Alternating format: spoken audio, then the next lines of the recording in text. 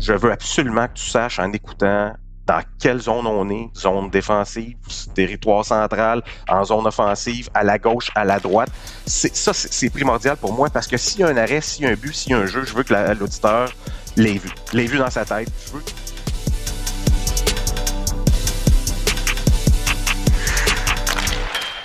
Salut à tous, bienvenue dans Votre Brigade, le seul podcast en français dédié aux sénateurs d'Ottawa. Mon nom est Pascal Villeneuve et on fait aujourd'hui un épisode spécial, un épisode de Noël, notre traditionnel épisode de Noël qu'on fait toutes les années où on rebrasse un peu nos souhaits qu'on désire pour demander au Père Noël, au Père Andlauer, à n'importe qui est prêt à écouter et à mettre en place chez les sénateurs. Des fois, c'est un peu sérieux, des fois, c'est beaucoup moins sérieux.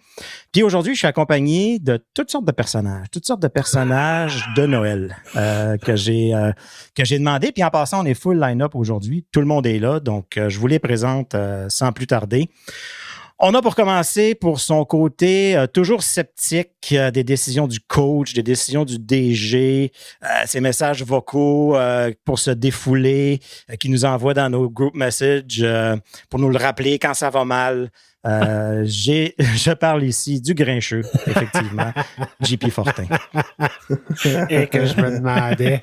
Correct, j'accepte. C'est correct. Faut accepter son rôle. Je sais pas si tout le monde va aimer son rôle, mais on va voir.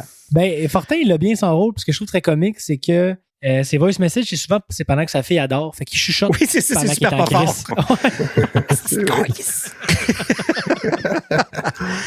Pour son côté plus festif, moqueur, un peu baveux des fois, fouteur de troubles au Centre Bell, mais toujours attachant, on a le lutin Stu Sabourin qui est avec nous également. Bonsoir, messieurs. Bonsoir. Parce qu'il prend tellement bien soin de nous, de chacun, du podcast, dans la préparation, s'assure que tout le monde est droit. Il vient même des fois régler des disputes entre certaines personnes dans les chats, puis nous ramène à l'ordre. C'est une vraie mère pour nous, donc on a la mère Noël, JP Fogg, qui est avec nous aujourd'hui également.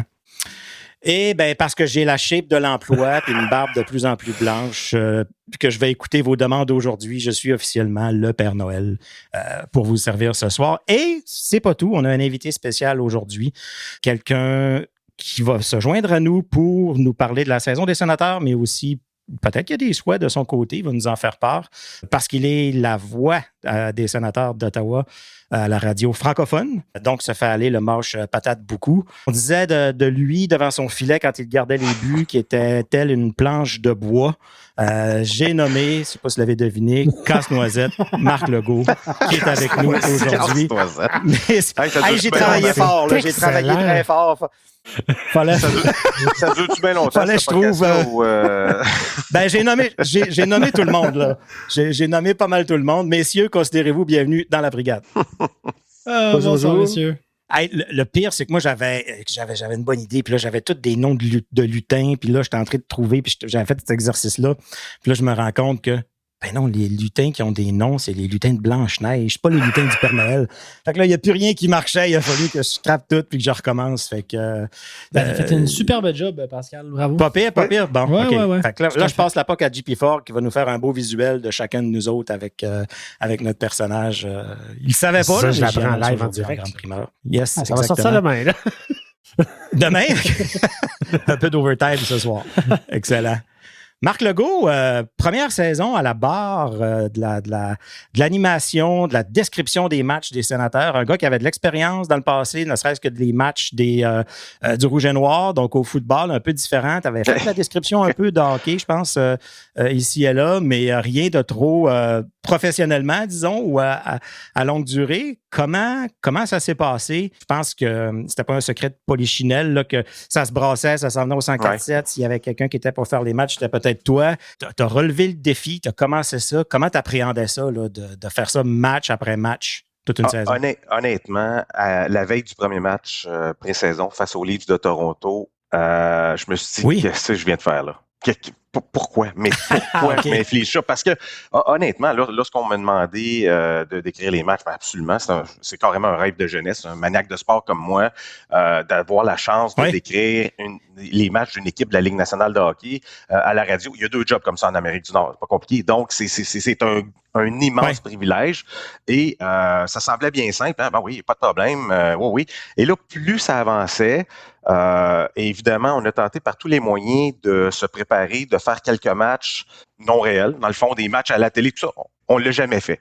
Donc, la veille du match contre Toronto, à froid, et là, je me dis, c'est parce qu'il y a eu Christian Doucet avant moi, il y a eu Michel Langevin, il y a eu Jean-Philippe Bertrand, il y a eu Nicolas Saint-Pierre qui était là 17 ans. Et le médium de la radio, les gens sont dans leurs pantoufles. Hein, c'est un médium d'habitude. Ils sont habitués à une voix. Tu peux aimer, ne pas aimer, mais à un moment donné, t'es bien avec ça. C'est un son qui est commun. C'est un son qui est réconfortant.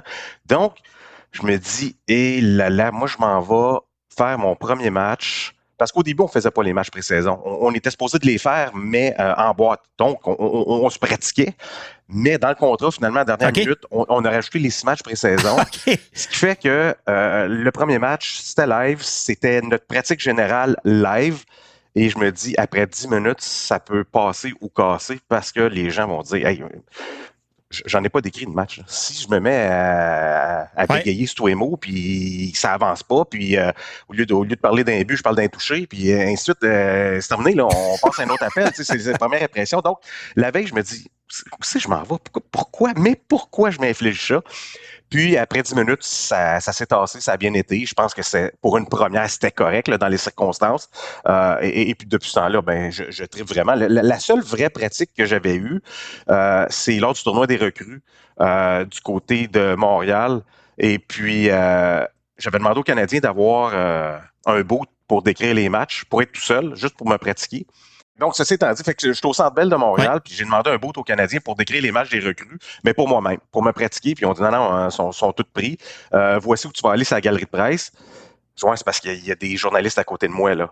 Tout le monde me voit. J'ai décrit un match comme un épais, tout seul, avec mes 2 feuilles, puis les deux journalistes à côté de moi me regardant en me disant, eh boy, pas sûr qu'il était à la bonne place, puis où est-ce qu'ils l'ont sorti? Ceci étant dit, j'ai fait une coupe de période, je me suis tassé. On s'est rendu loin, l'équipement sans fil, on voit bien. Ouais, en tout cas. Donc, tout ça pour dire que c'est comme ça que c'est allé, mais c'est vraiment un rêve de jeunesse, c'est un trip incroyable. Donc, vraiment, là, je savoure chaque minute de tout ça. Quand tu étais venu nous voir la dernière fois, tu nous disais, ben, tu sais, moi, je suis pas tant un fan d'une équipe en particulier. Non. Je suis le hockey en général. Je regarde pas mal un peu tout. Tous les sports, tout m'intéresse. D'ailleurs, tu fais des chroniques à tous les matins au 5-4-7, puis ça va large. Là, ça va de... J'ai jamais entendu parler de d'or encore. Là. Je suis un peu déçu. Ça s'en vient, Pascal. Mais c'est pas grave. Là. Peut-être que ça s'en vient. Oui, parce qu'il y a le championnat là, qui a lieu présentement. Le championnat du monde, normalement, début janvier ou fin décembre, début janvier. Enlevant en passant ces championnats-là, hein, c'est vraiment juste l'ambiance. Juste pour l'ambiance, écoute bien, c'est quelque chose. Je sais pas si vous avez vu là, celui qui a frappé dans la table là, en fin de semaine là, ou hier. Là, il a perdu le match, il s'est fâché, puis il y a une table où ils mettent toutes leurs bouteilles. Là, puis il s'est mis à frapper la table, mais frapper comme 4-5 fois. Il est venu la main en sang, il est venu, en tout cas, là, c'est le gros scandale présentement dans le monde des dards. Mais tout ça pour dire que ce qu'on entend souvent, tu sais, Sylvain Saint-Laurent nous avait dit un peu la même chose. Il nous avait dit, moi, je suis pas tant fan des sénateurs, mais j'ai travaillé avec eux au jour le jour. J'ai appris à connaître du monde, à connaître l'organisation. Est-ce que c'est un peu l'expérience que tu as ou est-ce que tu rentres un peu plus dans l'équipe? Tu apprends à connaître les gens puis tu les vois peut-être d'un œil différent de ce qu'on peut voir de l'extérieur? Non, pas un peu plus all-in. Honnêtement, je vis ça comme un partisan parce que je pense que je dois ça aux auditeurs. Carrément, parce que c'est la radio des sénateurs. Puis je comprends très bien, si tu es à la télé nationale, à la radio nationale, à un moment donné, tu dois te garder une petite gêne parce qu'il y a 2 formations, c'est un public qui est un peu plus large. Mais là, on est la radio des sénateurs. Tout comme lorsqu'on est la radio du Rouge et Noir d'Ottawa, ben c'est l'équipe locale, c'est l'équipe que je couvre, c'est carrément l'équipe que je veux qui gagne, évidemment. Donc, c'est pourquoi que j'en mets beaucoup plus lorsqu'il y a un but des sénateurs, puis ça va de soi. Puis, après 2-3 matchs, c'est c'est parce que c'est beaucoup plus plaisant lorsqu'une équipe gagne, lorsqu'il y a une ambiance extraordinaire autour de l'équipe. Donc, pour le descripteur aussi, c'est plus plaisant, évidemment. Donc, ça va de soi. Après quelques matchs, tu n'as pas le choix, tu es entré. Moi, je suis all-in. Lorsque les Sénateurs perdent un match comme ils l'ont fait face au Wild du Minnesota avec un filet ordinaire, avec 22 secondes à faire en troisième période, mettons qu'une chance que j'avais un micro parce qu'il y a peut-être des mots assez particuliers qui seraient sortis de ma bouche. Donc, je vis ça comme un partisan, puis je pense que je dois le vivre comme un partisan, évidemment avec un peu de recul parce que je décris un match, on décrit ce qui se passe du côté de l'équipe adverse. S'il y a un bon coup, s'il y a une mauvaise décision qui est prise contre les Sénateurs ou pour les Sénateurs, peu importe, on doit en faire mention. On est la voix des gens qui ne voient pas l'image. Donc, vous comprenez, mais oui, c'est all-in. Honnêtement, je pense que ça va de soi. Je ne verrais pas un descripteur d'une équipe locale avoir tellement de recul et ne pas entrer pratiquement en synergie avec la formation. Je pense que ça passerait pas. Il n'y a pas d'émotion. C'est une opinion bien personnelle, mais c'est comme ça. Parlons-en d'ailleurs, tu parles de caller des buts, tu t'es approprié ton propre call, un peu comme tu faisais dans le rouge et noir, et le but Sénateur. C'est-tu quelque chose que tu avais pensé, que tu te voyais? T'avais-tu des 2-3 choix, tu n'étais pas sûr lequel qui allait sortir? Non, je m'étais dit, ça va sortir comme ça va sortir, honnêtement. Puis, tu sais, le rouge et noir, les gens me parlent beaucoup du fameux toucher. Mais la première fois qu'il y a eu un toucher, je l'ai tiré tellement longtemps parce que je savais pas quoi dire après. Donc, en le tirant longtemps, je pensais à, OK, une fois que je vais avoir fini, je vais pouvoir dire ce qui s'est passé. Puis finalement, c'est demeuré comme ça. Puis, et le but Sénateur, oui, je l'étire un peu, tout ça, mais c'est comme ça que c'est sorti. Puis, non, c'était pas stagé, c'était pas... en fait, là, j'ai déjà entendu des descripteurs parler de ça, où est-ce qu'ils ont 2-3 phrases, 2-3 moments qui sont prêts. Oui, mais c'est parce que ça va sortir tout croche. À un moment donné, là, si tu as des mots, si ça sort pas naturellement, c'est clair que tu vas le bégayer. Puis c'est clair que tout le monde va découvrir que, écoute bien, c'est arrangé. Là, il y a un collant à gauche, à la gauche de lui-même. Puis il attendait juste ce moment-là.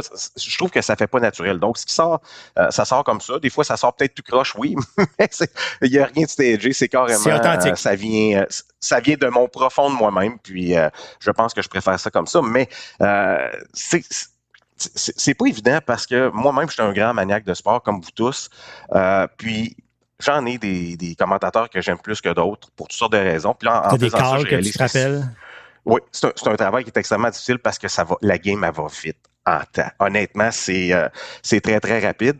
Mais, tu sais, quel style tu prends? Est-ce que tu prends un style monotone? On en connaît, malheureusement, qui sont monotones tout au long d'un match. Il y en a d'autres qu'un match pré-saison. La première période d'un match pré-saison va sonner comme le match numéro 7 de la finale de la Coupe Stanley. Donc, t'es craqué pendant tout le match. T'es pratiquement brûlé toi-même après avoir écouté le match. Il y en a qui aiment ça. Il y en a d'autres que je parle d'un commentateur monotone, mais il y en a qui aiment ça également parce que la radio, c'est un médium où est-ce que souvent c'est en background, c'est loin, donc c'est pas trop dérangeant. C'était de trouver le juste milieu. Puis encore là, c'était pas nécessairement... Tu sais, moi j'aime bien peut-être hausser la voix à un certain moment pour que la personne... pour capter l'intérêt de la personne. Parce que, tu sais, à la radio, c'est peut-être un peu moins captif, mais il y a une chose que je voulais absolument faire, puis ça peut devenir redondant si tu m'écoutes pendant 3 heures, mais je veux absolument que tu saches en écoutant dans quelle zone on est, zone défensive, territoire central, en zone offensive, à la gauche, à la droite.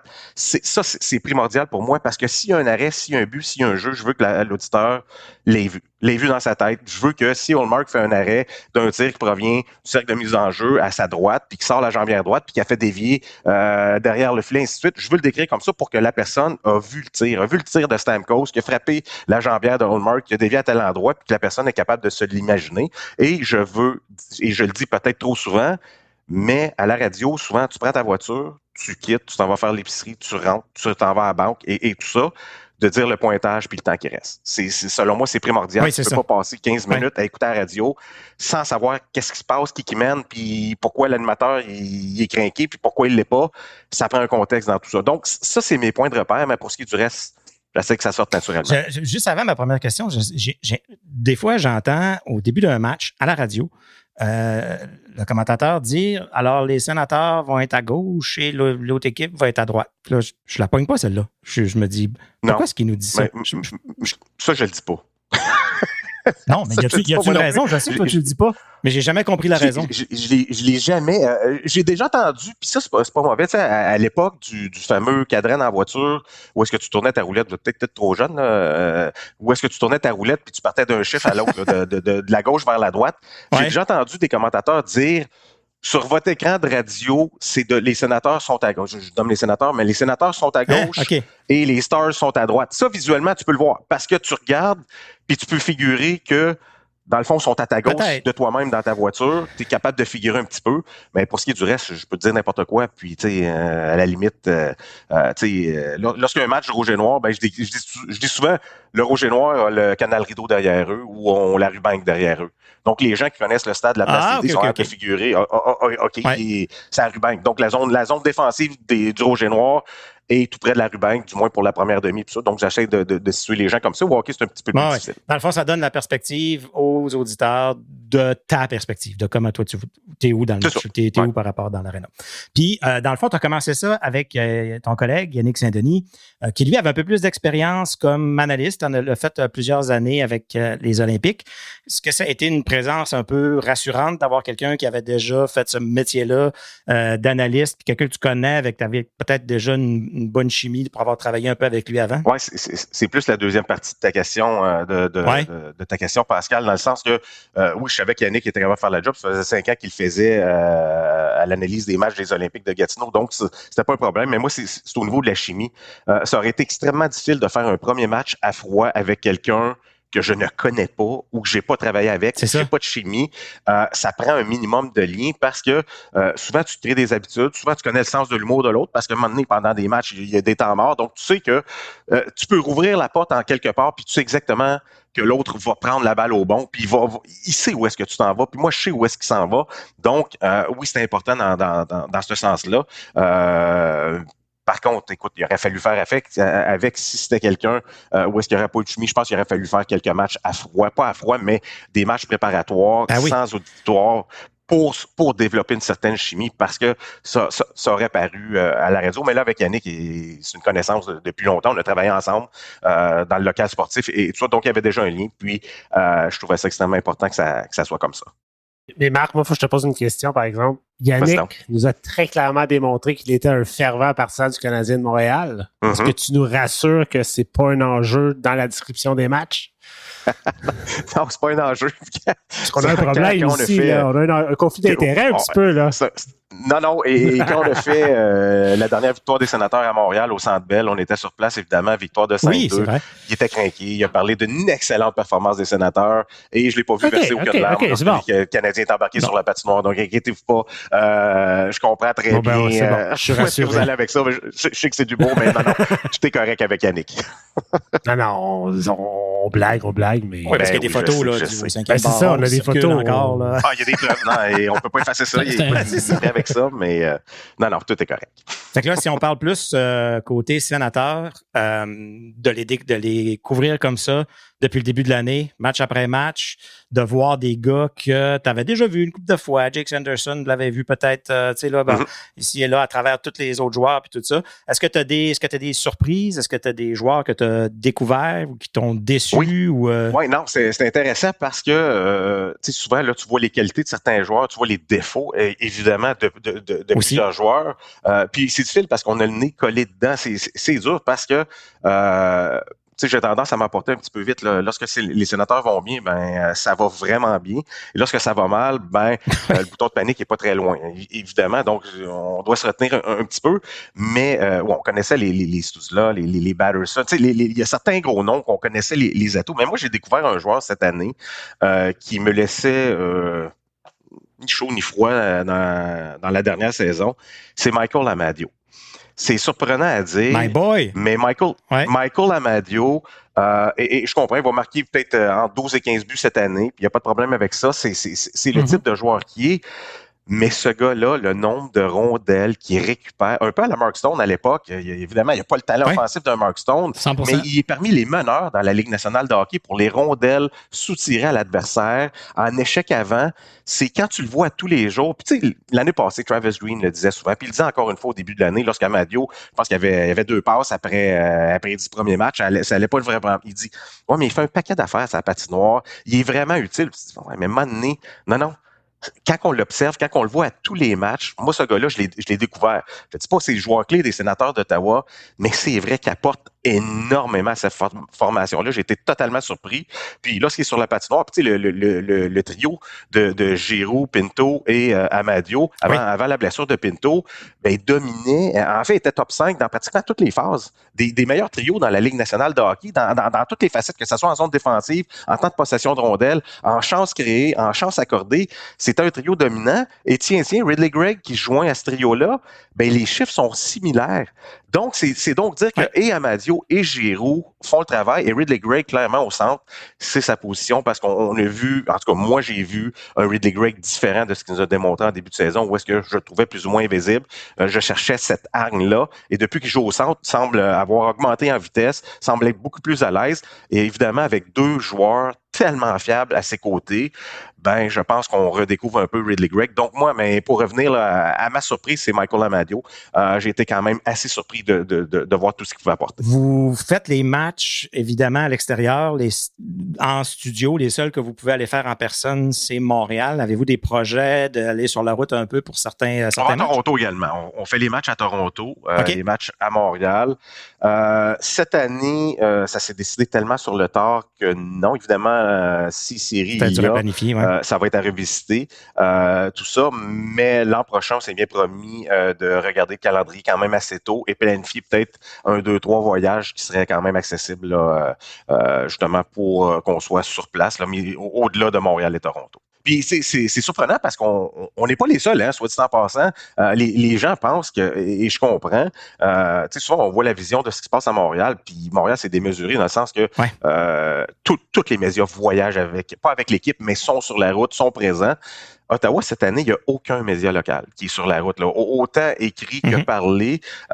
C'est pourquoi souvent on voit c'est Jackson Star après les matchs qui est responsable des réseaux sociaux du côté des Sénateurs d'Ottawa qui carrément, il fait l'entrevue avec tous les joueurs, avec Travis Green. C'est pour ça que souvent c'est assez court. Je pense qu'on est assez clément, évidemment, avec les joueurs puis l'entraîneur. Il n'y a aucun média qui est sur la route. Puis pour avoir été à Montréal, pour avoir parlé à d'autres médias lorsqu'ils viennent du côté d'Ottawa, ce n'est pas rare, là, carrément. Les Leafs de Toronto, si je ne m'abuse, ne font pas les matchs sur la route également au niveau de la radio.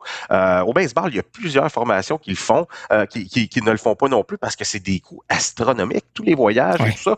Il fut une époque où est-ce que les descripteurs, les analystes voyageaient à même l'avion de la formation. Donc, c'était pratiquement un rabais. Ça allait très bien. C'est plus le cas. Il n'y a plus personne qui voyage. Donc, tu dois booker tes propres moyens de transport. Ça coûte des sous. Tu es sur la route, les hôtels, les repas et tout ça. Si on regarde ce qui se passe dans le monde médiatique, il y en a plusieurs qui ne peuvent pas se payer ce luxe-là. Donc, malheureusement, c'est comme ça. Je comprends que ça serait beaucoup plus plaisant être sur place, mais honnêtement, nos installations, de la manière que c'est fait, je pense que le produit est quand même livré avec quand même une qualité qui est certaine. Le son est très bon également. On a une bonne entente avec la Ligue nationale de hockey. Donc, pour le moment, ça va très bien. C'est ça, même TSN, là, ça a tombé là, au début de l'année, comme quoi qu'ils n'allaient pas faire le voyage non plus pour les matchs à la radio. Avant de passer au sujet, rapidement, ton appréciation de la saison des Sénateurs jusqu'à maintenant, qui a été un peu en dents de scie, certaines blessures. Qu'est-ce que tu en penses? On a Louis-Jean qui est avec nous dans l'avant-match. Louis-Jean qui a travaillé à Sportsnet, TVA Sport et tout ça, qui est maintenant à Cogeco. J'ai demandé cette question-là cette semaine, justement, son appréciation, parce que lui, il voit ça d'un pas de recul. Puis j'ai aimé son expression, il dit une saison en montagne russe jusqu'à présent. Puis c'est carrément ça, parce que début de saison vraiment ordinaire. Et par la suite, il y a eu une séquence de 12 matchs sur 14 où est-ce que les Sénateurs sont allés chercher des points. C'était une des bonnes formations de la Ligue. Le style de jeu qui était pratiqué, tu disais, ils peuvent jouer contre n'importe quelle formation, ne se feront jamais sortir des matchs. Donc, les Sénateurs, ça devrait être quand même quelque chose d'assez simple de participer aux séries éliminatoires. Et là, par la suite, on a vu cette séquence où est-ce qu'à domicile, c'était plus difficile, malgré de bonnes performances. Et là, on a certaines inquiétudes. Mais tu sais, il y a certains chiffres qui expliquent quand même la position au classement des Sénateurs d'Ottawa. Les gardiens qui sont derniers dans la Ligue nationale de hockey au niveau de l'efficacité, je comprends que ça s'est replacé dans le dernier mois, mais ça demeure pas moins que si les Sénateurs sont à milieu de peloton, pas premier, pas dans les 5 premiers, à milieu de peloton dans la Ligue nationale de hockey, les Sénateurs sont premiers dans l'Est en ce moment. Ça, je suis convaincu de ça. Ça sera environ une douzaine de filets de moins. Et au nombre de matchs qui s'est décidé par un seul but, elle est là la différence. Désavantage numérique qui est avant-dernier dans la Ligue nationale de hockey. Également, si tu es en milieu de peloton, tu luttes peut-être tout près de l'Avalanche du Colorado pour des Stars de Dallas en ce moment au classement général. Marquer le premier but. Les Sénateurs ne le font pas, malheureusement. Oui. Plus souvent qu'autrement, c'est l'autre formation qui le fait. Puis ça, il y a une statistique qui ne ment pas. Les formations qui marquent le premier but depuis plusieurs années jouent pour 670 dans la Ligue nationale de hockey. Donc, clairement, il y en a une incidence. C'est 3 statistiques d'équipe qui font en sorte que les Sénateurs sont là où ils sont en ce moment. Mais le reste, il y a plusieurs chiffres qui peuvent démontrer que les Sénateurs peuvent connaître de longues séquences victorieuses, peuvent rejoindre le peloton de tête, selon moi. Donc, c'est loin d'être peine perdue pour le moment. Les 7-8 prochains matchs qui sont disputés, entre autres plusieurs au Centre Canadien Tire avant la mi-saison, vont sûrement dicter l'allure de cette deuxième moitié de saison-là. Mais moi, j'ai quand même pleinement confiance parce que les Sénateurs, c'est une bonne formation dans la Ligue nationale de hockey. Tu vois, le descripteur, il est excellent. Il voit plus clair. Ça se veut rassurant. Exactement. Tout va bien. Écoute, il n'y en a pas de problème, je vous le dis tout. Bienvenue dans notre équipe, Marc. On te prend à bras ouverts. Je veux juste vous faire un message rapidement de notre partenaire Planet Hoster. Vous êtes passionné de hockey comme nous, lancez votre blog, podcast ou compte de réseaux sociaux pour partager cette passion. Et pour assurer une présence en ligne, pensez à Planet Hoster, notre partenaire d'hébergement web. Avec des services en français, il simplifie la création de votre site, votre boîte courriel et bien plus. Obtenez votre propre domaine et démarrez votre projet avec Planet Hoster. Allez marquer votre but en ligne avec la compagnie qui soutient notre brigade et les projets des fans francophones. Rendez-vous sur planethoster.com. Donc là, je voulais qu'on, avant de passer au souhait de Noël, je voulais qu'on passe un peu ce qui s'est passé dans la dernière semaine. Pas tant de choses que ça. On avait enregistré le mardi, l'épisode sortait le mercredi pendant le match contre New Jersey, qui s'est plutôt mal terminé. Puis par la suite, les Sénateurs partaient sur la route. Un autre voyage sur la route. Ça s'était mal passé à la maison. On espérait que ça s'était bien passé sur la route avant que... Est-ce qu'ils sont devenus les nouveaux Rangers de New York qui gagnent juste à l'étranger? Dur à dire. Mais là, ils sont allés chercher 2 victoires en 3 matchs. Puis je pense que les Sénateurs nous ont fait un cadeau de Noël, un early Christmas gift, là, un cadeau de Noël d'avance en gagnant le match d'hier qui, je pense... change un peu l'atmosphère de l'enregistrement d'aujourd'hui. C'est toujours mieux d'enregistrer après une victoire qu'après une défaite. Donc, merci à eux. Le premier cadeau est déjà déballé. Puis, je ne sais pas votre feeling là-dessus de pourquoi les Sénateurs réussissent à sortir. Puis, même les matchs qu'ils ont perdus à l'étranger, c'est tous des matchs qui étaient serrés. C'est des matchs qui tiraient de l'arrière, qui ont réussi à revenir, qui ont échappé par un but, qui ont échappé dans les dernières secondes, comme on disait tantôt, après avoir donné des performances plutôt décevantes devant leurs partisans à la maison. Il y a un des points que Marc a soulevé tantôt, c'était plusieurs défaites par un but récemment. Si je me souviens bien, c'est 9 des 11 dernières défaites ont été par un but. Puis là-dedans, tu as le match contre les Rangers de New York, qui était 4-2, qui a un filet désert. Fait que ça compte presque. Hier, ce que j'ai trouvé enlevant, c'est que, mon Dieu, je me souviens pas si c'est la dernière fois qu'on a compté un but, puis il restait 1 minute ou 2 minutes et demie. Avec le gardien retiré, là? Plutôt rare. Oui. Vraiment. Fait que toi, tu parles de petit cadeau de Noël. J'ai l'impression que ça l'a guéri des années de trauma hier, ce qu'on a vécu avec le but égalité de Jake Sanderson. Ça a vraiment fait du bien. Mais tu vois, contre Montréal aussi, là, le match du 2 décembre, si je me souviens bien, qui était au Centre Bell, qui était un mardi. Tu sais, l'équipe est complètement dominée, le Canadien de Montréal, là, d'un point de vue physique, que ce soit les mises en jeu, les opportunités. Ce que j'ai l'impression, c'est que je trouve que les unités spéciales sont plus focus quand on est à l'extérieur qu'à la maison. J'ai pas les statistiques pour le prouver, mais j'ai l'impression qu'il y a comme moins de pression sur l'équipe de performer quand on a un gars de plus ou un gars de moins sur la glace.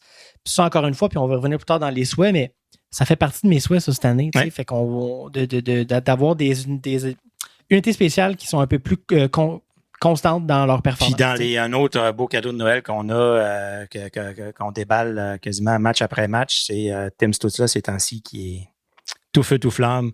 9 points en 4 matchs, 33 points en 32 matchs, 4 matchs de suite avec plusieurs points. Il est beau à voir aller. Et c'est pas juste les points. 100%. C'est pas juste les points, c'est rendu un joueur complet. Le jeu qu'il a fait hier en prolongation, la mise en échec à l'endroit de Cole Perfetti, c'est carrément ça part de lui. Là.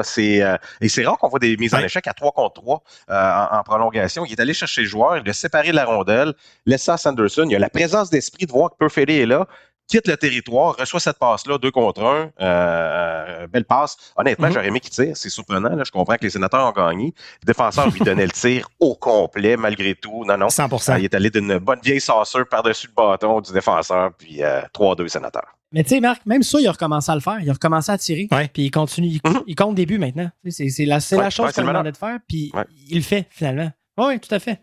Fait que... j'ai une chance qu'on l'a, effectivement. Oui, parce que là, je pense que j'ai entendu que Chabot patine. Fait que ça, c'est déjà encourageant. On peut penser quelques matchs avant un retour. On peut penser peut-être jeudi, Pascal. Peut-être. On parle de jeudi? Peut-être. Ce qui me fait peur, c'est que on est peut-être allé trop vite la dernière fois. Oui, il y a ça. Ouais, ben, je pense que, parce que souviens-toi, lorsqu'on a annoncé ce fameux 10 jours, normalement, le 10 jours, c'était hier face aux Jets. Donc, clairement, on a repoussé ça un petit peu. Donc, j'ai l'impression on prend moins de chance cette fois-ci, mais Chabot patine depuis un certain temps déjà, donc c'est pas augure. On n'a pas trop de nouvelles sur Pinto. Je pense qu'on parlait peut-être plus fin décembre. Lui, il n'y a pas de choix à la glace. Ça va-tu être même en janvier? Puis lui, ça fait mal. Je pense qu'on s'en rend de plus en plus compte que ça fait mal. Lars Eller, je pense que ça va être parti pour un petit bout encore aussi. Un joueur qui, moi, m'a quand même surpris cette année, puis j'ai vraiment apprécié au centre du 4e trio, puis on l'a même fait jouer un peu partout. On l'a même fait jouer sa première ligne, ça c'était un peu bizarre, mais un autre joueur... Tout le monde a joué sa première ligne, Pascal. Complet, tu sais. Tout le monde, ah oui. Ouais. Perron a joué là. Tout le monde a joué sa première, c'est pas un problème. Nick Cousins a joué là. Même moi? Tout le monde a joué là. Oui. Tout le monde. Exact. Il manque McDermott. McDermott, je vais te dire 7-2-2 depuis quand il est dans l'alignement. Je pense que je vais parler pour moi pour Fortin, là, mais on doit des excuses à Pascal parce qu'on y a vraiment chié dessus en début de saison quand il nous disait que l'ingrédient de la recette, c'était McDermott, puis on disait « Mais de quoi tu parles? » Mais écoute, hier, ça a été un match, tu sais, le match d'une génération pour Curtis McDermott. Là, ça a été son meilleur 5 minutes à vie. 100%. Je peux pas nier les faits. 7-2-2, une passe à la Wayne Gretzky, presque comptée. Frappe un poteau. Écoute, on dit que quand tu pognes le poteau, certains disent que t'as battu le gardien. Je suis pas d'accord avec ça, mais beaucoup disent que t'as battu le gardien. Ben, il avait battu Connor Lebock, là. C'est pas rien, là. Non, je présente mes excuses. On s'entend. S'il avait marqué et qu'il obtient sa mention d'aide, il aurait couru après tout le monde pour aller chercher son Guardia ou Hat-trick, là. Il aurait acheté les gars contre absolument tout le monde sur la patinoire pour s'assurer de passer à l'histoire. C'est sûr et certain. Sûr. Mais moi, sûr. Moi, j'en parle en bien parce que je m'identifie à Curtis McDermott. On a sensiblement le même coup de patin. Vous avez les mêmes mains. Je l'ai vu en vidéo. Le contraste est aussi fort, moi, dans ma ligue que lui dans sa ligue. Puis je porte autant bonheur à mon équipe. Écoute, ça va bien. J'ai marqué quelques buts. On jouait pas dans la ligue Hockey for Fun, un pick-up qu'on fait que le calibre est quand même beaucoup plus fort. Puis on jouait du 4 contre 4 avec juste 2 gars sur le banc. Puis tu sais, le 4 contre 4, là, éventuellement, ça devient des concours d'échappées. Là. C'est des échappées des deux côtés. Fait que tout ce que j'avais à faire, moi, c'était de me mettre en avant de notre but, prendre une rondelle libre à un moment donné, chipboard, puis un des petits jeunes dans mon équipe qui montait en échappée, puis qui score un but. Fait que il n'y a jamais un joueur de hockey qui a eu autant de passes dans un match sans avoir eu besoin de traverser la ligne rouge trop souvent. Donc, tu viens de dépasser les compétences de Curtis McDermott. Non, c'est assez fascinant. McDermott, quelqu'un qui n'a jamais vu un match de la Ligue nationale de hockey, puis tu le vois pour la première fois, honnêtement, tu fais le saut pour toutes sortes de raisons. Un, il est énorme. C'est vraiment un gros bonhomme. Mais quand tu le vois patiner, comme ça fait, c'est la Ligue nationale de hockey. Puis OK, tu te dis, attends une minute, là, quelque chose qui se passe ici. Mais comment je pourrais dire ça? Moi, je ne déteste pas de le voir dans l'alignement. Je vous explique pourquoi. Évidemment, c'est 3, 4, 5 minutes de temps de jeu. Il fait son rôle. Il parle absolument à tout le monde qui doit parler dans l'équipe adverse. Tu sais, s'il se passe quelque chose, il passe ses messages. Mais ce que j'aime lorsque McDermott est là, c'est que plus souvent qu'autrement, lorsque Heller était là également, c'est que souvent on greffait un Giroux, un Batterson, c'est qu'on alterne. Évidemment, McDermott n'a pas une présence régulière, ce qui donnait un quatrième trio fort intéressant parce qu'on greffait un joueur extrêmement offensif, souvent sur ce quatrième trio-là, qui est allé chercher des filets en début de saison parce que justement, il y avait l'apport d'un joueur qui n'est pas un joueur de quatrième trio. Donc, puis je comprends qu'on peut le faire avec un Hayden Hutchinson et tout ça, on peut lui faire sauter des tours, ce qu'on fait, puis on amène un joueur offensif, mais on s'entend que lorsque McDermott est en uniforme, c'est une présence sur deux que ton quatrième trio devient un trio fort intéressant parce que tu as un joueur de premier ou de deuxième trio qui joue avec les deux autres joueurs. Donc, pour toutes sortes de raisons, ça me dérange plus ou moins. C'est clair que si les Sénateurs, il y a blessure ou à un ou deux attaquants pendant le match, tu es peut-être dans le trouble. Là, tu es peut-être dans le trouble, surtout en début de match. C'est peut-être le seul bémol. Mais pour le moment, clairement, avec la fiche des Sénateurs... C'est ça. On peut pas dire qu'il fait mal. Tu sais, ce que Travis Green disait, écoute, ça me permet de peut-être, oui, faire un meilleur quatrième, mais des fois de donner du temps de jeu de plus à des gars comme Tim, comme, tu sais. Sauf qu'à la longue, sur le long terme, est-ce que tu as un risque de surtaxer certains joueurs? Comme on est en train de le voir, c'est un sujet que tu as apporté, JP Fortin. On est en train de le voir un peu avec Sanderson, là. Avec un Chabot qui est absent, avec un Zoub. Est-ce qu'il est à 100% ou c'est aussi un joueur qu'on dit, écoute, si tu es à 80, on aime mieux t'avoir que d'avoir Denis Gilbert dans l'alignement, là. Donc, est-ce que vous pensez que, parce que puis moi, je vois même pas ça des fois comme surtaxé. Je me dis, il a joué 28, 29 minutes. Parce que moi, mon standard, c'est Thomas Chabot à 31, 32, 33. Puis je me dis, 28, il est correct, mais c'est quand même pas la norme là, de faire jouer ton défenseur numéro 1 autant. Pour l'instant, il semble bien prendre la charge de travail, mais la langue commence à s'étirer. Ouais, c'est ça, sur 82 matchs. J'ai les chiffres dans les 5 derniers matchs pour Jake Sanderson. Là, c'est 29-14 hier contre Winnipeg, 27-46 contre Minnesota, 27-17 après ça, 28-55, puis 31-04 contre Saint-Louis. C'est beaucoup. C'est énorme, là. C'est énorme. Mais là, tu regardes la défensive des Sénateurs, puis c'est la logique des choses pourquoi ils jouent autant. Puis tu sais, Fortin, t'as dit, c'est 82 matchs, c'est pas soutenable. Effectivement, mais pendant que Chabot est blessé, laisse-le aller. T'as pas le choix. C'est ça. Là, c'est parce qu'on se rend compte cruellement qu'on a un profondeur dans cette défensive-là. 100%. Oui, puis présentement, on a plein de joueurs qui sont pas dans le chaise. Là. Non. Pourtant, on trouvait donc qu'on avait une profondeur pour la première fois depuis longtemps. On disait qu'on avait une profondeur à gauche. Ouais. On a une profondeur, oui. Jensen n'est pas le même Jensen de l'année passée. Là, on n'a pas Chabot. Cleven ne joue pas la même hockey. Zoub a été blessé. Fait que là, tu regardes l'échelle, elle descend vite. Puis parlons-en de profondeur. On a Carter Yakimchuk. Tu avais une petite statistique intéressante, JP Fortin?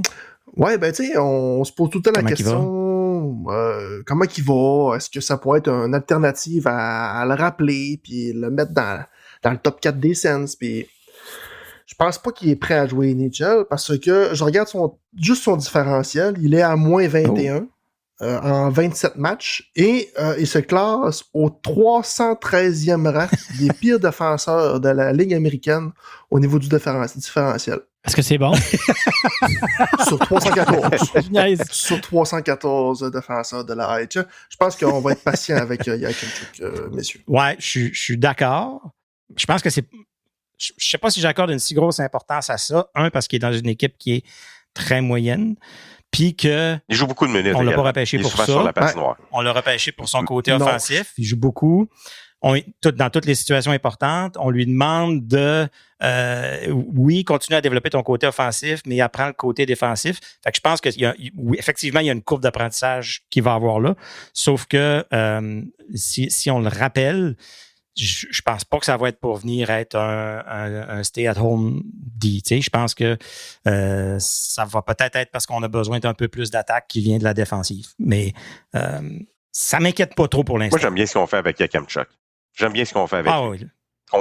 Qu'on le laisse à Belleville, qu'on le laisse faire une année complète, joue de grosses minutes, plante-toi s'il faut, essaye des choses, apprends à te connaître, joue en désavantage, joue en avantage, joue contre... Puis c'est une ligue difficile, la Ligue américaine, là. C'est extrêmement difficile de jouer là, surtout pour un jeune défenseur. Ouais. Moi, je pense que les Sénateurs en ce moment... Puis, tu sais, on effleure même pas son nom, hein, on parle même pas. Peut-être qu'on pourrait rappeler Yakemchuk. Et tout ça, je pense qu'on fait exprès pour ça. C'est pas dans sa tête. T'es là pour l'année, développe-toi. Puis, lorsque tu seras prêt, tu vas avoir un poste à temps plein dans la Ligue nationale de hockey. Tu ne feras pas partie d'une rotation où est-ce qu'on va te mettre dans les gradins. Tu vas déjà avoir du temps de jeu fort intéressant, mais va chercher ce temps-là dans la Ligue américaine. Je pense que j'aime bien la stratégie des Sénateurs. Évidemment, s'il y a un hécatombe, puis il y a 4 défenseurs en même temps qui se blessent, on n'aura pas le choix à un moment donné. Mais pour le moment, moi, je pense qu'on gère très bien le dossier Carter. Oui, puis j'aime ce point-là aussi parce que lui, il est vraiment dans le mode, il sait qu'il est là pour l'année à moins de quelque chose de grave. Fait que mettons, il est dans une bonne séquence. Il se dira pas, ben là, qu'est-ce qu'il faut que je fasse pour être appelé? Puis comment ça se fait que je suis pas rappelé? Parce qu'il voit ses chums, là, Bouillum puis Perec qui joue dans le gros club, là, puis ça doit le chicoter un peu aussi, là, mais s'il comprend le mandat puis qu'il accepte le mandat, je pense qu'il faut juste être meilleur l'année prochaine grâce à ça. Sinon, il y a de côté rumeur, puis côté, puis ça va peut-être revenir aussi dans nos soins de Noël. Je pense que c'est Bruce Garrioch qui a parlé que les Sens seraient intéressés à Kiefer Sherwood. Je sais pas si c'est un gars qui vous excite beaucoup, qui coûte très cher. C'est un gars de profondeur. Ouais, on parle d'un gars, c'est un ailier gauche, une quinzaine de buts. C'est pas un superstar. Là. C'est vraiment ça qui va faire bouger les C'est ça, je me dis. Honnêtement. Il va falloir échanger le même type de joueur de l'autre côté. Sinon, ils ont parlé de Connor Garland, Bunting, O'Reilly, Coleman. Ça, c'est tous les noms qui ressortent là, présentement. Là. Ouais, c'est tous des bons joueurs. Là. J'ai rien contre ces gars-là, mais je pense pas que c'est ce que les Sénateurs ont besoin pour faire bouger l'aiguille. Tu sais, des gars de même, je pense qu'il y en a beaucoup dans l'équipe.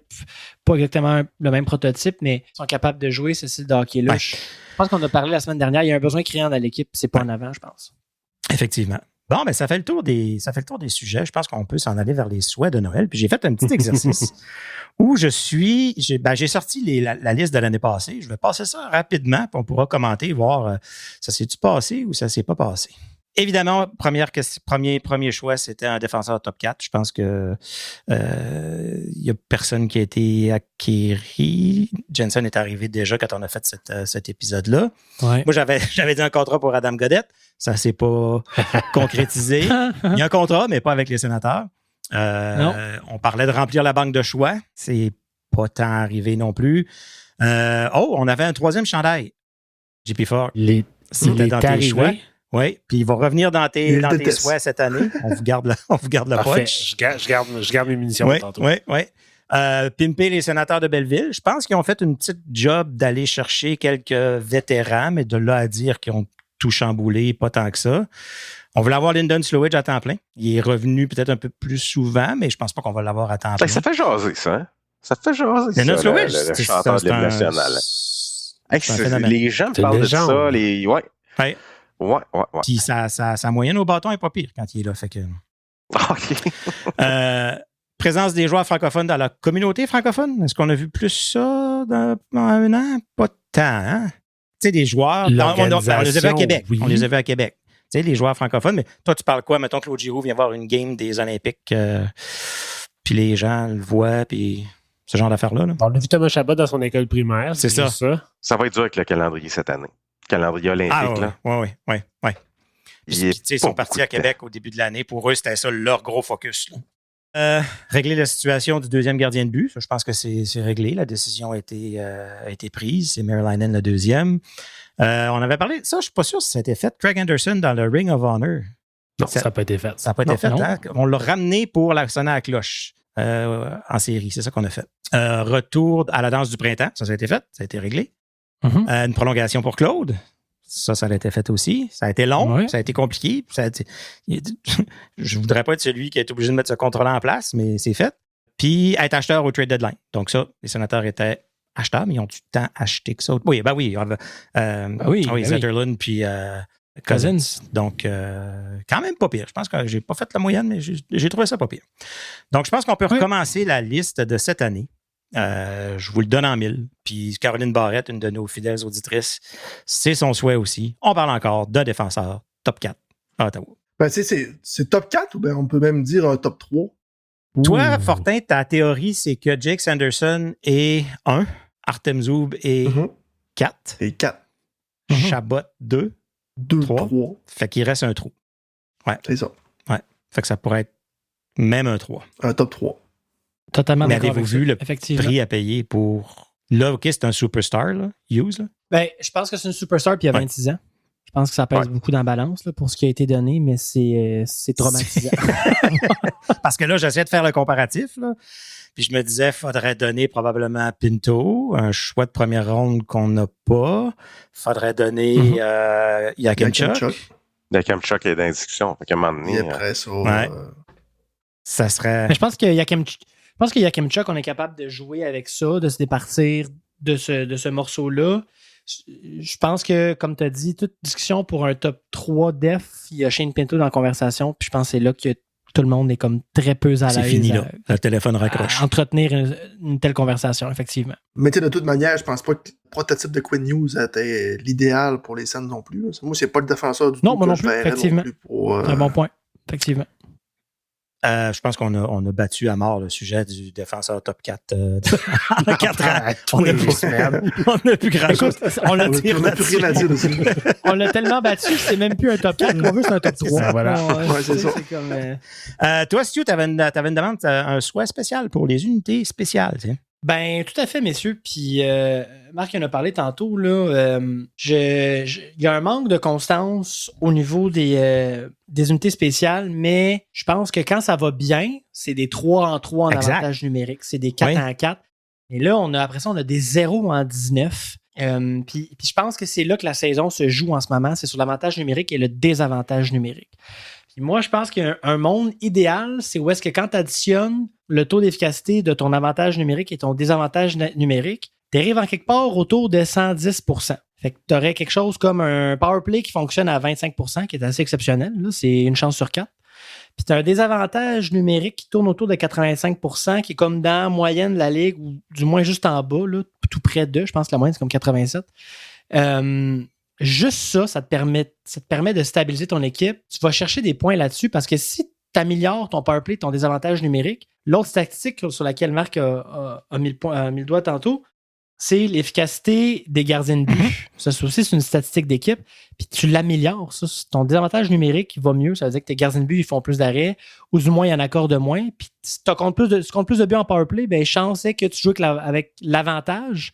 Puis si tu joues avec l'avantage, ben, tu as plus de chances de gagner. Fait que ça serait énorme, ça, si pour la deuxième moitié d'année ou de calendrier, on est capable de tweaker ça puis de se rapprocher d'un 110%. Ça serait phénoménal. Ça s'ajuste comment, ça, les unités spéciales? Ça se coach, ça change le type de joueur, ça change la stratégie. Sur quel piton tu pèses pour améliorer ça? Souvent, c'est juste la permutation d'un joueur.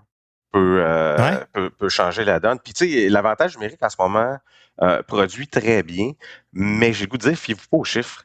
Parce que vous regardez tous les matchs, évidemment, c'est pas nécessairement un contrôle parfait des sénateurs en territoire adverse. Soit on a été chanceux, c'est un jeu brisé en avantage numérique qui a mené à des buts. Surtout en début de saison, on a marqué beaucoup de filets en avantage numérique, carrément sur un coup de chance, une rondelle qui dévie sur un patin, se retrouve. C'était pas des jeux, les fameux set plays, là, comme on voit les bonnes formations, l'avalanche de ce monde, là, c'est un jeu qui est fait d'avance. Les Stars de Dallas, tu sais exactement où ils vont. C'est un jeu qui a été pratiqué, c'est un jeu qui mène au chaos devant la cage adverse. C'est tout ça. Les sénateurs, souvent, on a marqué un avantage numérique en entrée de zone. Et évidemment, c'est pas comme ça que ça fonctionne, un avantage numérique, mais on le fait. Donc, moi, je suis pas certain à dire qu'on est au point encore.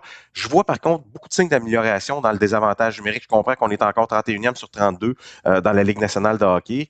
Et là, je dis mes excuses à Christopher Lattan qui veut pas que les gens parlent. Oui, il aime pas ça. Non, il aime pas ça. Il l'a dit, c'est épouvantable.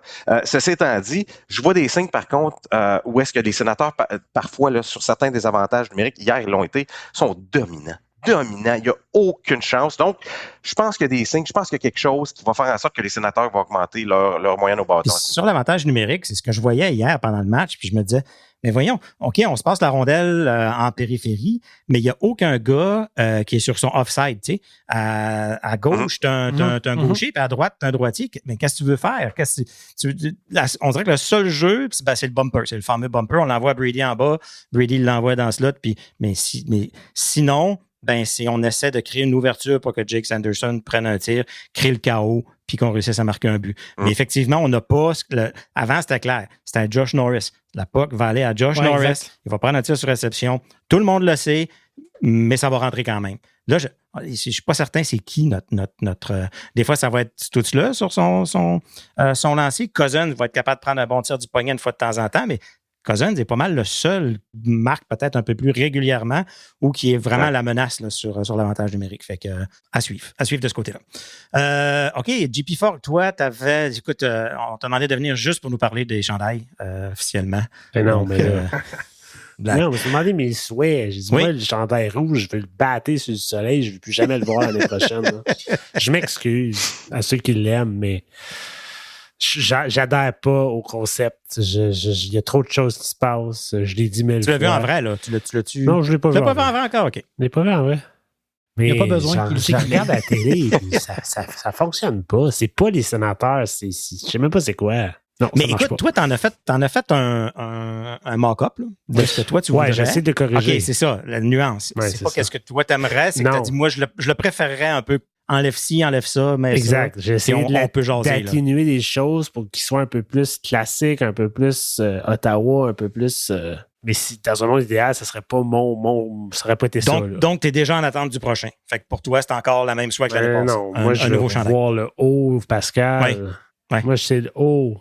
Le seul troisième chandail sénateur devrait être le haut pour le reste de leur vie. Là. Shout-out à Jacob. Oui, ben oui. As-tu fait ton mock-up du haut que tu aimerais? Ben, je ne change pas le haut. Il est parfait. OK, tu gardes celui-là pareil. Ben oui. Okay. Là, hey. Pourquoi tu corriges ce qui fonctionne déjà? Il est derrière toi, Pascal, on le voit tout. Parce que tu veux vendre, JP. Y a-tu vendu? Je suis curieux de savoir s'il a vendu. Je pense que oui. Tu penses que oui? Je n'ai acheté un, oui. Ouais. Martin Thomas en est acheté un, il capotait dessus aussi. Je pense qu'il y en a... La raison pourquoi est-ce qu'ils en vendent peut-être pas tant, c'est peut-être plus le prix. Là. Mais c'est cher, tabarnouche. Ça s'applique un peu à tout et à tout le monde. Là, mais le troisième chandail, il existe juste pour ça. Là. C'est juste pour vendre plus de chandails. Là.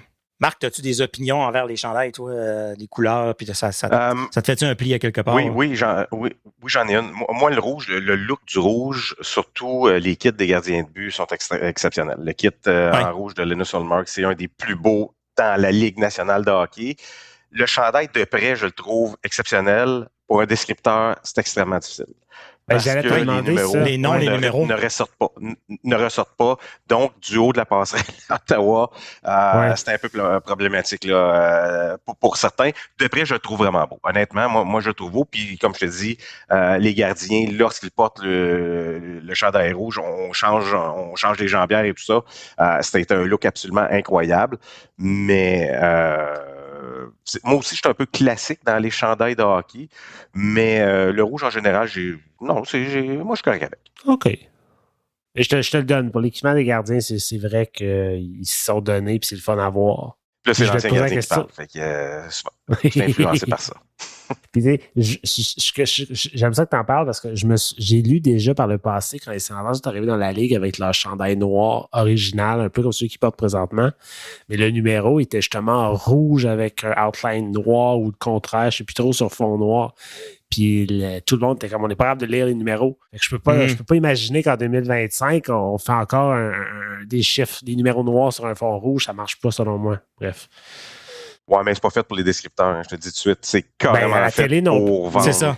Ben, nous, à la télé, je trouve pas ça facile à voir. Là. Non, c'est pas évident. C'est fait par des designers qui ont le design en tête et non le sport ou le tu sais, là. C'est ça. Avant de passer dans les sujets un peu plus, ou dans les soins un peu plus cocasses, je ne sais pas s'il y en a qui voulaient en sortir un du tas. Il y en a un que j'ai trouvé très comique. Oui. Moi, clairement, on a affaire ici à un sadomasochiste. Le retour de la Monique. Oui, on a vu ça dans les partisans qui ont dit ça. Sur Blue Sky, on a reçu le message sur Blue Sky. Là, Ouais, là, JP Fox, tu vas fermer ça Blue Sky, tu vois bien que le monde là-dessus, ils sont complètement bien pire que sur X. Sauter. On va bannir ça. On peut demander à personne, sont juste un peu... Dans le soleil avec le chandail. Go. Let's go. Ouais. Ben écoute, moi, je souhaite, une des choses que je souhaite, c'est de la santé là, pour le restant de la saison parce qu'on va. Puis, tu sais, utiliser les blessures comme excuse, ça marche pas parce que toutes les équipes ont des blessures. C'est un calendrier qui est compressé. Tout le monde deal avec des grosses blessures, mais ça expose tellement le manque de profondeur à certaines positions que les sénateurs doivent rester en santé. Si c'est des gars comme...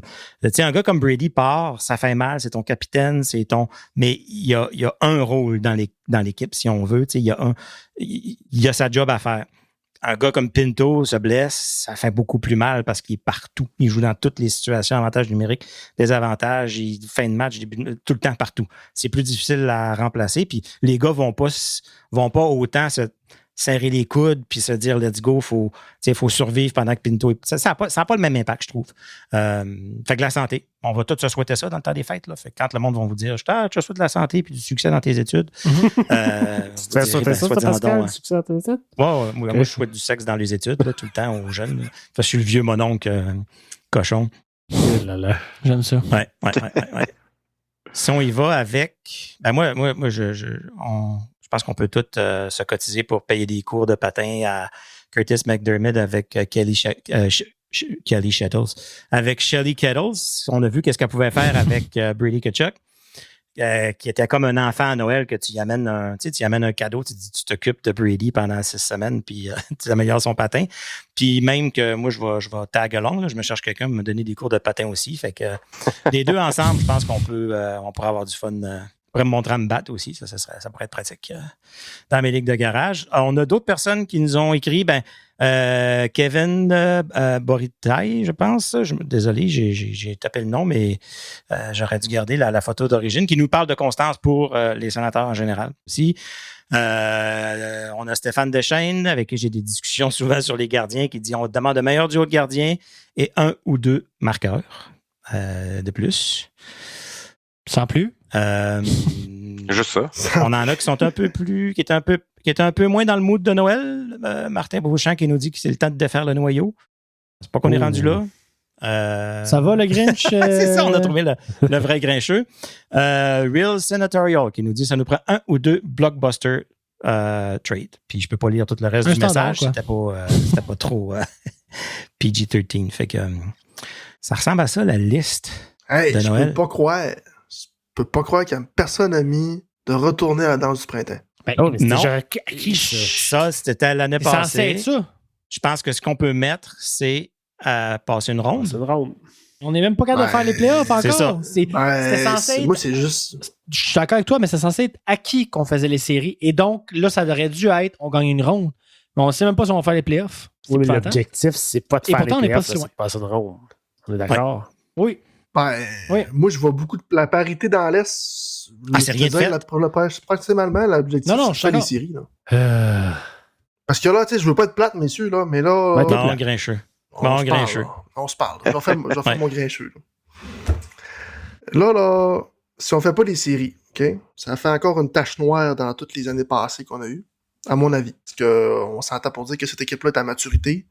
On n'est plus une jeune équipe. On est supposé d'être une équipe qui gagne et qui fasse les séries automatiques. Si on ne fait pas les séries, c'est encore une tache noire sur toute l'organisation et ça va avoir un gros impact sur le futur de Brady Tkachuk.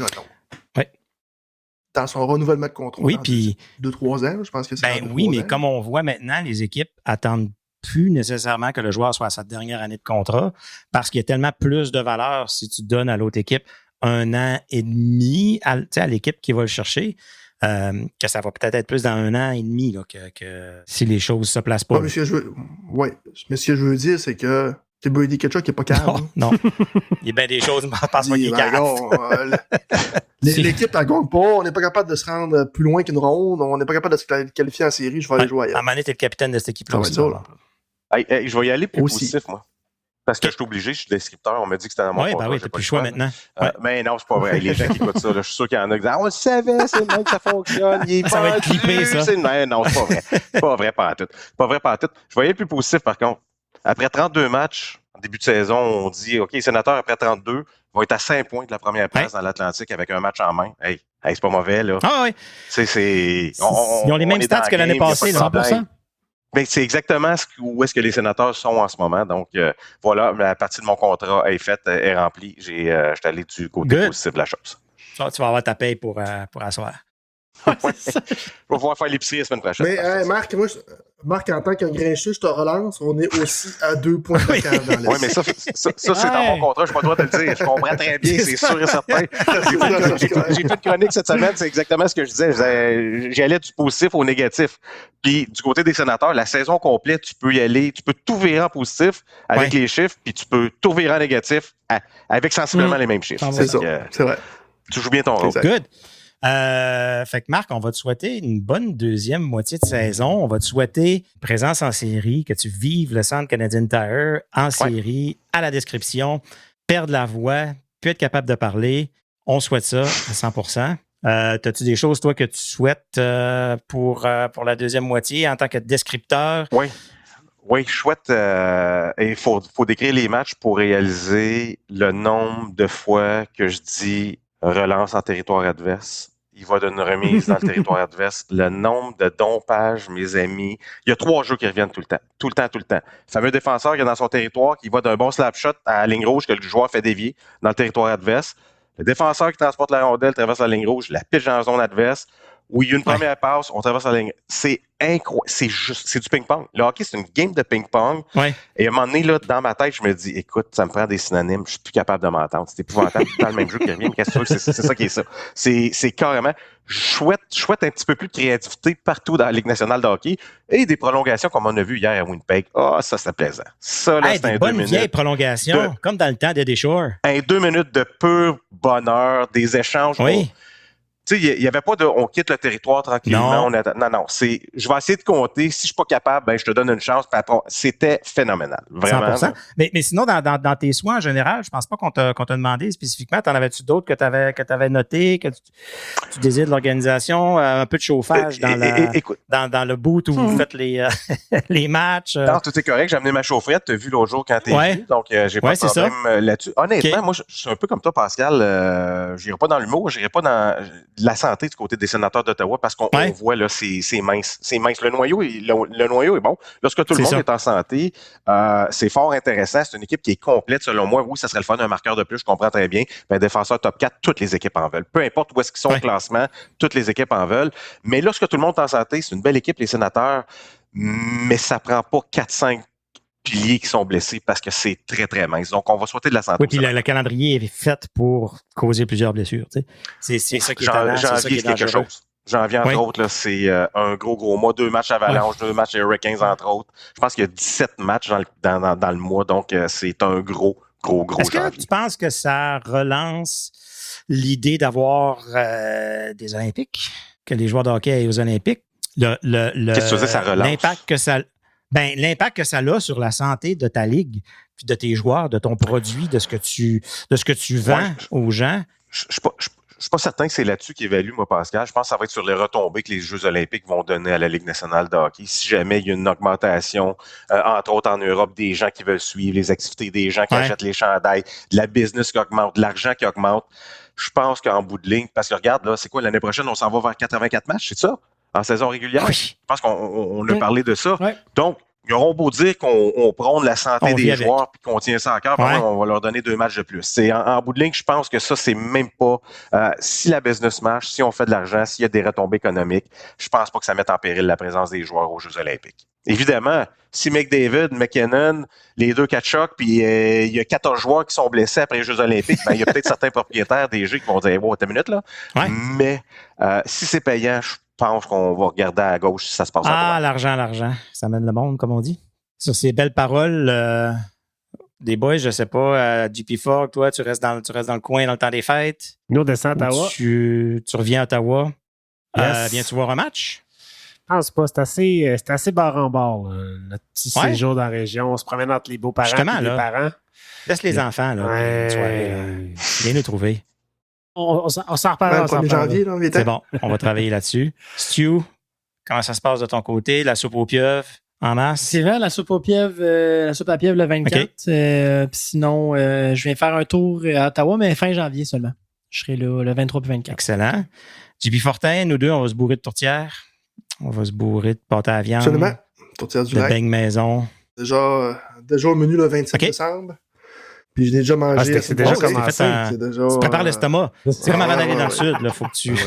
Exact. C'est comme des probiotiques. Tu prépares ton microbiome d'estomac. C'est comme les toasts le matin. C'est rendu une routine. Excellent. Puis, dans le fond, tous les auditeurs, tous les fans des sénateurs, on vous souhaite un joyeux temps des fêtes. Puis, c'est pas nous autres qui va vous dire que la modération a bien meilleur goût, puis de faire attention. Puis, non, allez-y. Je vais dire comme un des gars sur TikTok, Antoine, je pense qu'il s'appelle Manger, buvez, roter. Profitez-en, buvez en masse. La modération, ce sera pour 2026. Puis on se revoit, nous, dans le fond, dans la première semaine, JP Fogg, Maman Noël, c'est quand notre prochain épisode? C'est une excellente question. Oh!